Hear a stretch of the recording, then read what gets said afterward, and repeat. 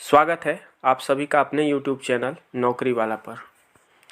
पीछे के वीडियो में हम लोगों ने देखा कि कैसे भारत और यूरोप के बीच जो स्थल मार्ग से व्यापार होता था वो कैसे बंद हो गया। यूरोप वासियों को भारत से व्यापार के लिए कैसे समुद्री मार्ग को खोजना पड़ा और वो कैसे समुद्री मार्ग को खोजे, इसके बारे में हम पीछे के वीडियो में देख चुके हैं। अगर आपने वो वीडियो नहीं देखा है तो डिस्क्रिप्शन बॉक्स में लिंक दिया गया है, वहाँ से जा कर के वो वीडियो देख सकते हैं। आज हम लोग देखेंगे कि भारत में पुर्तगालियों का आगमन और डचों का आगमन कैसे होता है, क्या क्या उसका प्रभाव पड़ता है। थोड़ा सा हम लोग रिवाइज कर देते हैं। 1453 का समय था। कुस्तुनतुनिया पर उस्मानिया साम्राज्य का नियंत्रण हो जाने की वजह से जो भारत और यूरोप के मध्य व्यापार था स्थल मार्ग से वो बंद हो जाता है, जिससे कि यूरोपीय नए समुद्री मार्ग की खोज करने लगते हैं। और इसी क्रम में स्पेन यात्री एक कोलंबस निकलता है, लेकिन वो मार्ग भटक करके अमेरिका पहुंच जाता है। बाद में वहाँ ब्रिटेन और फ्रांस वाले जाते हैं और कॉलोनी स्थापित कर लेते हैं। पुनः क्या होता है कि पुर्तगाल में एक शासक है प्रिंस हेनरी। तो प्रिंस हेनरी, जिसे कि द नेविगेटर के नाम से भी जाना जाता है, वो समुद्री खोजों में बहुत ही रुचि रखता है। तो वो कुछ नक्शे बनवाता है और अन्य पुर्तगाली यात्रियों को भारत की खोज के लिए भेजता है। 1487 में कोलंबस के बाद एक अन्य पुर्तगाली यात्री बार्थोलोम्यू डियाज भारत के लिए निकलता है और दक्षिण अफ्रीका के दक्षिणी तट पे, जिसे कि केप ऑफ गुड होप या उत्तमाशा अंतरिक्ष भी कहते हैं, वहाँ पर पहुंचकर पुनः वापस लौट जाता है। फिर उसके कुछ सालों के बाद 10-11 सालों के बाद 1497 में वास्को डी गामा जो है वो भारत के लिए निकलता है और वो उत्तमाशा अंतरिक्ष यानी केप ऑफ गुड होप होते हुए भारत पहुंच जाता है। तो वास्को डी गामा के भारत पहुंचने के बाद भारत में यूरोपीय कंपनियों का आगमन शुरू हो जाता है। बहुत सारी यूरोपीय कंपनियां आती हैं और व्यापार करती हैं। उनके आने का क्रम, उनकी कंपनी का स्थापना का वर्ष, ये सभी पिछले वीडियो में बताया जा चुका है। आप वो वीडियो डिस्क्रिप्शन बॉक्स में जा करके वहाँ से लिंक से देख सकते हैं। आज हम लोग देखेंगे पुर्तगालियों का आगमन। जैसा कि हमने बताया कि 1497 ईस्वी में बार्थोलोम्यू डियाज के बाद वास्को डी गामा पुर्तगाली शासक एनेमुअल प्रथम के कहने पर, यानी एनेमुअल प्रथम के आदेश पर पुर्तगाल से चलता है और 1498 में केप ऑफ गुड होप उत्तमाशा अंतरिक्ष से होते हुए एक गुजराती व्यापारी अब्दुल मनिक के साथ हिंद महासागर पर के मालाबार तट के कालीकट नामक स्थान पर पहुंचता है। वो वहां पहुंचने के बाद उसका वहां पे एक स्थानीय शासक था जमेरीन। तो जमेरीन के द्वारा उसका स्वागत किया जाता है। वास्को डी गामा भारत पहुंच करके एस्टाडो द इंडिया कंपनी का स्थापना करता है और भारत के साथ व्यापार करता है और साथ ही साथ जो हिंद महासागर में अरब व्यापारी थे उनके जहाज़ों को नोटिस करता है। फिर व्यापार करने के बाद वास्को डी गामा जब वापस भारत से सामान को लेकर के यूरोप में बेचता है तो उसे 60 गुने का फ़ायदा होता है। आने जाने का खर्च निकालने के बाद भी उसे लगभग 60 गुने का फ़ायदा होता है, जिससे यूरोप के जो व्यापारी थे वो आश्चर्यचकित हो जाते हैं कि इतना ज़्यादा फ़ायदा। और इस तरह से उनकी रुचि भारत की तरफ बढ़ती है, वो भारत की तरफ आकर्षित होते हैं और अनेकों यूरोपीय कंपनियां आती हैं और भारत में व्यापार करती हैं। वास्को डी गामा के वापस जाने के बाद 1500 ईस्वी में एक अन्य यात्री पेड्रो अल्वारेज, वो 13 जहाज़ों की नौसेना के साथ भारत में आता है और हिंद महासागर में अरब व्यापारियों पर आक्रमण करता है, उनकी जहाज़ों को लूट लेता है और जो भारत में स्थानीय शासक थे उनको वो जहाज़ गिफ्ट कर देता है। पेड्रो अल्वारेज का मुख्य उद्देश्य था कि हिंद महासागर में पकड़ को मजबूत करना और इसीलिए वो 13 जहाज़ों में पूरे नौसेना के साथ आता है और हिंद महासागर में जो पहले से अरब व्यापारी थे उन पर आक्रमण करता है और उनके जहाज़ों को लूट करके यहाँ के शासक को दे देता है। 1503 में वास्को डी गामा फिर से भारत आता है और इस बार उसका मुख्य उद्देश्य था कि भारत में एक पुर्तगाली कोठी स्थापित करना, व्यापारिक कोठी स्थापित करना। और इसी क्रम में वो 1503 में ही कोचीन में अपनी पहली पुर्तगाली कोठी की स्थापना करने में सफल हो जाता है। और इसके बाद 1575 तक अनेकों पुर्तगाली गवर्नर आते हैं और यहाँ पे व्यापार करते हैं। 1503 में जब कोचीन में प्रथम पुर्तगाली पुर्तगाली कोठी की स्थापना हो जाती है, तब उसका प्रथम पुर्तगाली viceroy Francisco de Almeida Bharat आता है। ये पुर्तगाली कंपनी का प्रथम वायसराय बनकर भारत आता है और 1509 ईस्वी तक भारत में रहता है। इसके द्वारा एक बहुत ही महत्वपूर्ण नीति चलाई गई थी जिसे हम लोग ब्लू वाटर पॉलिसी के नाम से जाना जाता है, या इसे नीला जल नीति के नाम से भी जाना जाता है। इस ब्लू वाटर पॉलिसी के विरोध में अरब, मिस्र और स्थानीय शासक तीनों एक साथ मिल करके फ्रांसिस्को डी अल्मीडा से लड़ाई करते हैं और ये हार जाते हैं। इस तरह से हिंद महासागर में पुर्तगालियों की पकड़ बहुत ही मजबूत हो जाती है। इसके बाद हमारा द्वितीय वायसराय डी अल्बुकर्क का भारत में आगमन होता है। तो 1509 ईस्वी तक पुर्तगाली प्रथम वायसराय फ्रांसिस्को डी अल्मीडा रहता है और 1509 ईस्वी में दूसरा वायसराय डी अल्बुकर्क का आगमन होता है। डी अल्बुकर्क को पुर्तगाली सत्ता का वास्तविक संस्थापक माना जाता है क्योंकि इसने ही वास्तविक रूप से पुर्तगालियों का भारत में विस्तार किया था।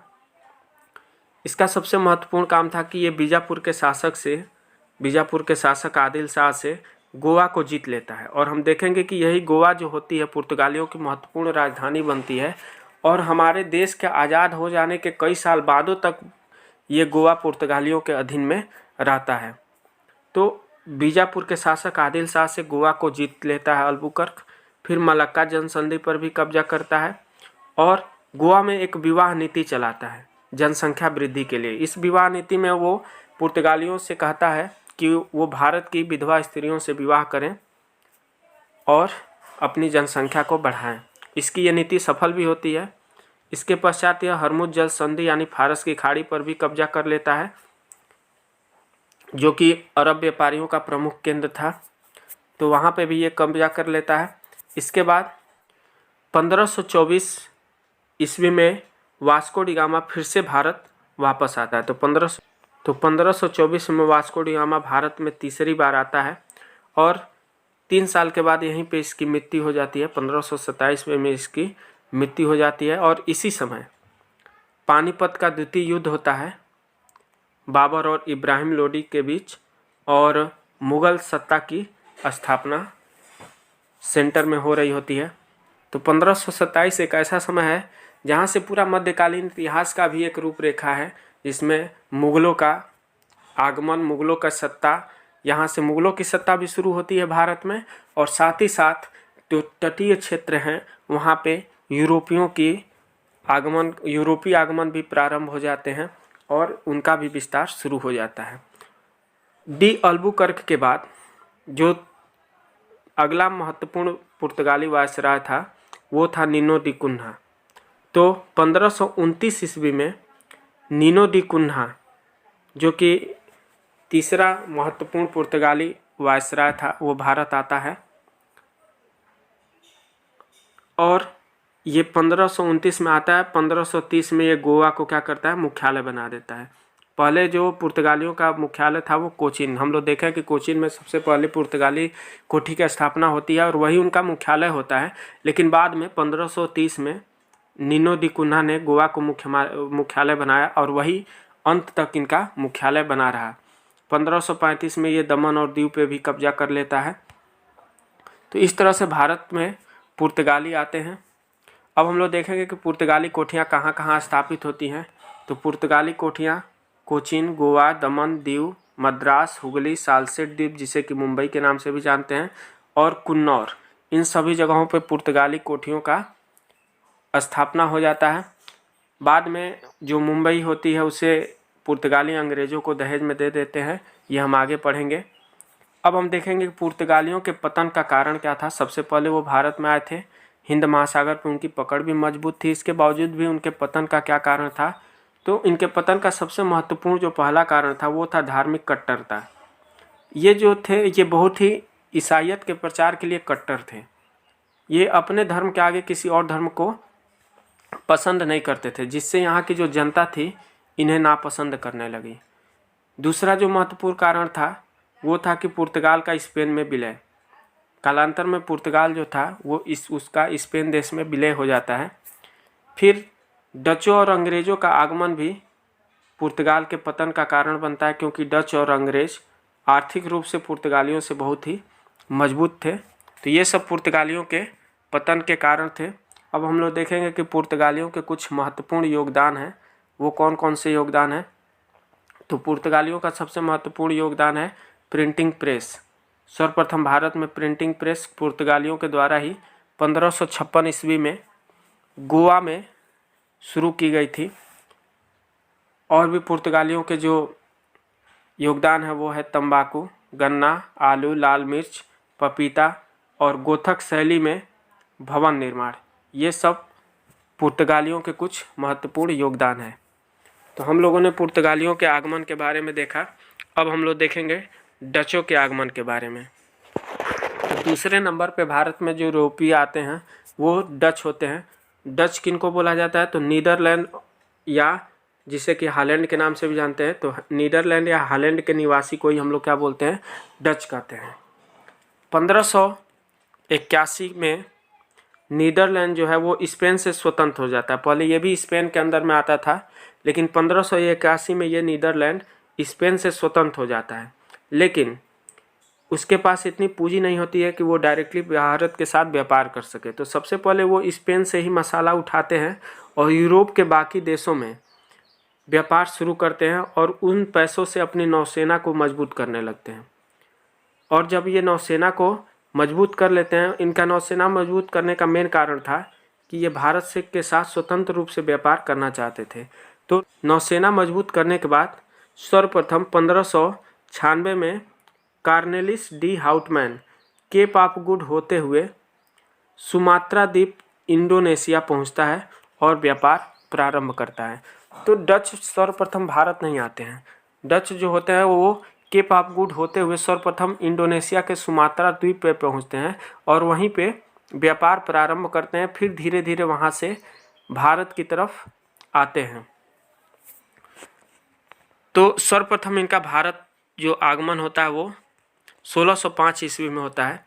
1602 ईस्वी में डचों द्वारा बरिंदगे ओस्ट इंडसे कंपनी की स्थापना की जाती है और इस कंपनी में सबसे अधिक शेयर धारक होते हैं और ये कंपनी कई सौ सालों तक सबसे ज़्यादा मुनाफा देने वाली कंपनी रहती है और 18% का मुनाफा देती थी।